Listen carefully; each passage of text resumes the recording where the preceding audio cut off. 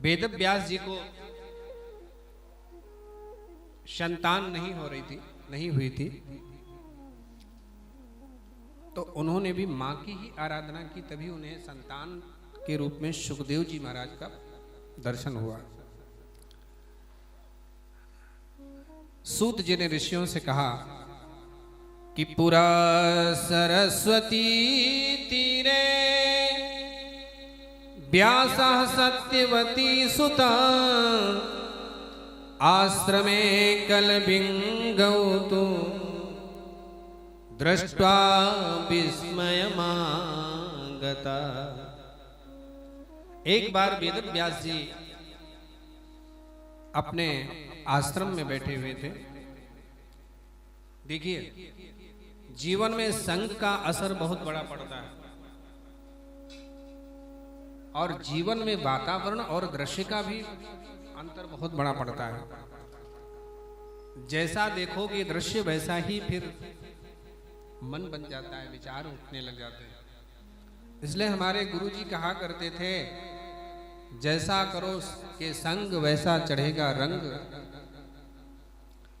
जैसा पियोगे पानी वैसी बनेगी वाणी, जैसा खाओगे अन्न वैसा बनेगा मन। तो संग का और वातावरण का जीवन में बहुत बड़ा असर पड़ता है। तो वेद व्यास जी महाराज बैठे हुए थे, और उसी समय उन्होंने क्या देखा कि उनके आश्रम में एक घोंसला, और घोंसले में गौरैया रहती है, छोटी छोटी चिड़िया होती है। गौरैया अपने बच्चे जो कि घोंसले में, वो महाराज बच्चों के लिए बाहर से दाना लेके आती है, अपने चोंच में लेके, और अपने बच्चों के मुंह में रख देती है। और जैसे ही आती है तो बच्चे मुंह फाड़ते हैं, मुंह फाड़ देते हैं, और वो खिला देती है। फिर चली जाती है, फिर दाना एक लेके आती है, फिर माँ चौं चौं चौं चौं करते बच्चे पे खिला देती है। शिशोस चुचुंटे भक्षम क्षिपंतो च पुनः पुनः। और गौरैया के बच्चे जो है बार बार मुंह फाड़, बार बार गौरैया दाना लाती है और अपने बच्चों को खिलाती है। लाड़ प्यार के साथ चिड़ियों का जीवन जब देखा, तो व्यास जी के भी मन में आया, धिक्कार है मेरे जीवन को, हमसे अच्छे तो पक्षी हैं, अपने परिवार के साथ इनके बच्चे भी हैं, कितना सुख से रहते हैं। हमारे कोई संतान नहीं है, मेरे कोई संतान ही नहीं है। अपुत्रस्य गतिर्नास्ति स्वर्गो नैव च नैव च पुत्रवान स्वर्गमाप्नोति ना पुत्रस्तु कथंचन। जिसके पुत्र नहीं होता उसे स्वर्ग की प्राप्ति नहीं होती। अपुत्रस्य गतिर्नास्ति, जिसके संतान नहीं होती उसकी गति नहीं होती। ऐसा विचार वेद व्यास जी ने अपने मन में किया, और महाराज इसी चिंता में जगाम च तपस्तप्तुम मेरु पर्वत सन्निधौ। मन में सोचे कि जाऊं, अब संतान प्राप्ति के लिए अब तपस्या करूंगा। पहले तो भगवत प्राप्ति के लिए तपस्या कर रहे थे, आत्म शांति के लिए कर रहे थे, लेकिन देखिए ये दृश्य का कैसा जीवन में परिवर्तन हुआ कि जो आत्म शांति के लिए जो तप कर रहे थे, मन में आया अब संतान की प्राप्ति के लिए तप करूंगा। तो वहां से सुमेरु पर्वत पर चले गए और संतान प्राप्ति के लिए तपस्या करने का विचार मन में लेकर अब वहां पहुंच तो गए। अब सोचते हैं किसकी तपस्या करूं, कौन मेरे चाहे हुए वरदान को दे सकता है। विष्णु की करूं कि रुद्र की करूं कि इंद्र की करूं कि ब्रह्मा जी की करूं, गणेश कार्तिकेय वरुण अग्नि, किसकी करूं। विष्णुम रुद्रम सुरेंद्रम वा ब्रह्माणं वा दिवाकरं गणेशं कार्तिकेयं च पावकं वरुणं तथा। एवं चिन्तयतस्तस्य नारदो निषत्तमा यद्रच्छया समायातो वीणा पाणी समाहिता। ये मन में विचार कर ही रहे थे कि किस देवता की मैं तपस्या करूं जो मेरे चाहिए हुए, जो मैं चाहता हूं वरदान दे सके, मुझे पुत्र दे सके। उसी समय देवर्षि नारद जी अनायास आ गए और देवर्षि नारद जी ने पूछा, बाबा आजकल चिंता में डूबे हुए नजर आ रहे हैं, क्या बात है? आप जैसे महर्षि तो चिंता से दूसरों को उबारने वाले हैं, आप खुद चिंता में दिखाई दे रहे हैं।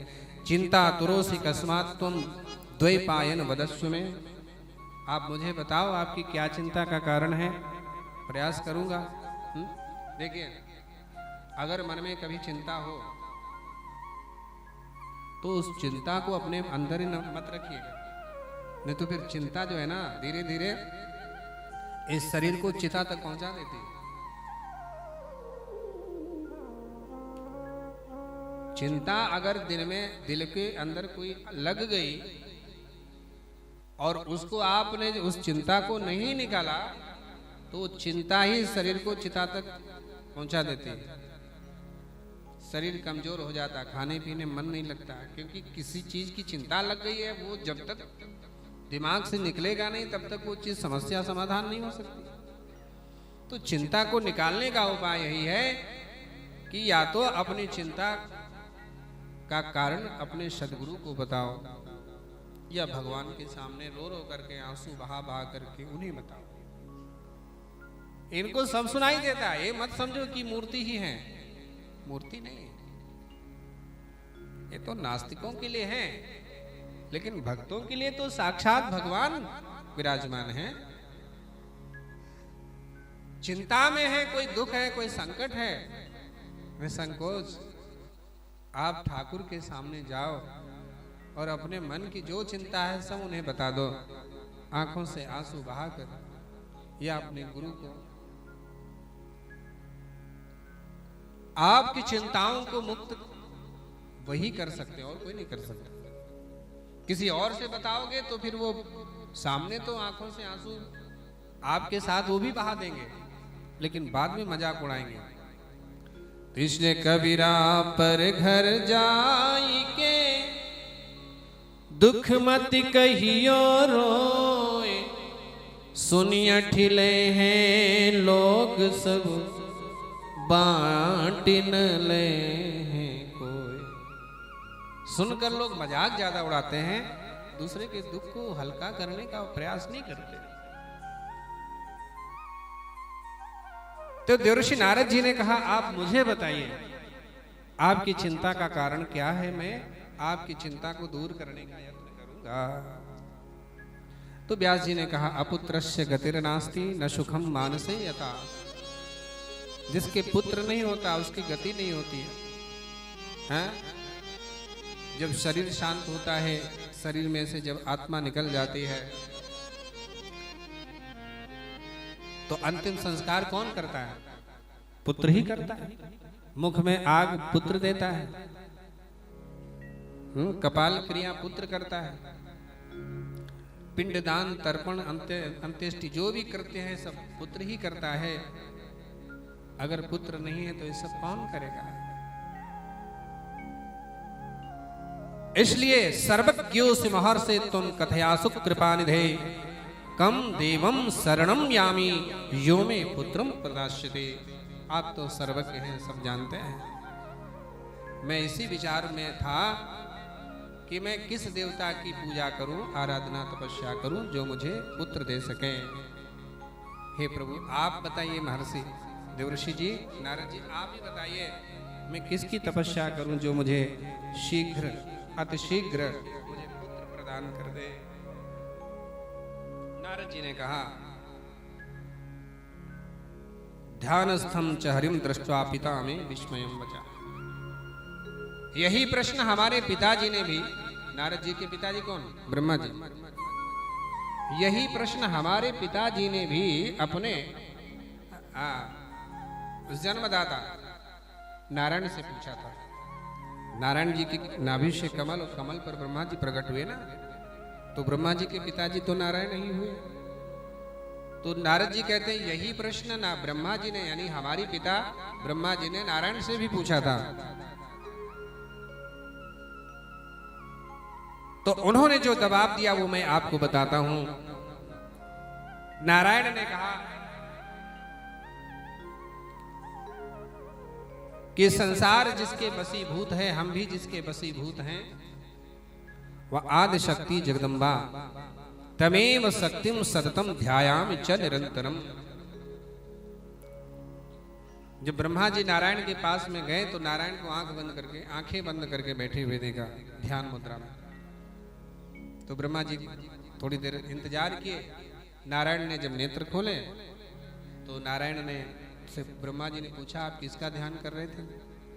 तब नारायण भगवान ने बताया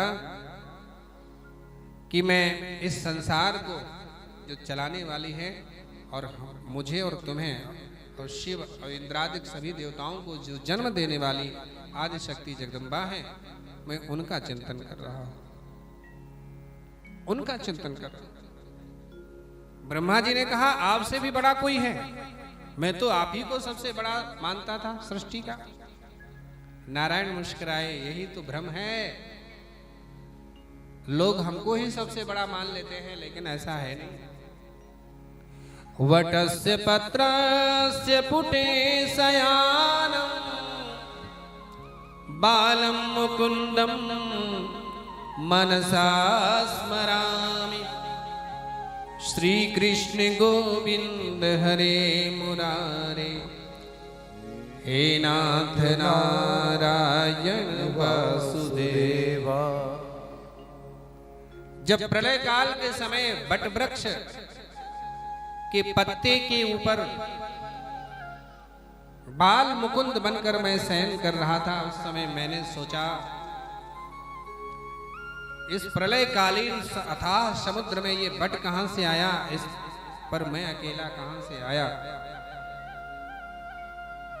उस समय आदि शक्ति जगदम्बा ने दर्शन देकर मुझे ये बताया कि इस जगत की अधिष्ठात्री मैं हूं और मैंने ही तुम्हें उत्पन्न किया है। इसलिए तमेव शक्तिम शततम ध्यायामि च निरंतर नातः परतरम किंचित जानामि कमलोद्भव। उसी आदि शक्ति जगदम्बा का हम ध्यान कर रहे हैं। किसने कहा? नारायण भगवान ने ब्रह्मा जी से कहा उसी आदि शक्ति जगदम्बा का हम ध्यान करते हैं। बताइए, सब दुनिया तो नारायण का ध्यान करती है और नारायण किसका ध्यान करते हैं? माँ का। माँ का पावर वहां से मिलता है। तो नारद जी ने कहा इसलिए तस्मात् त्वमपि कल्याणा भज देवी पदाम्बुजम।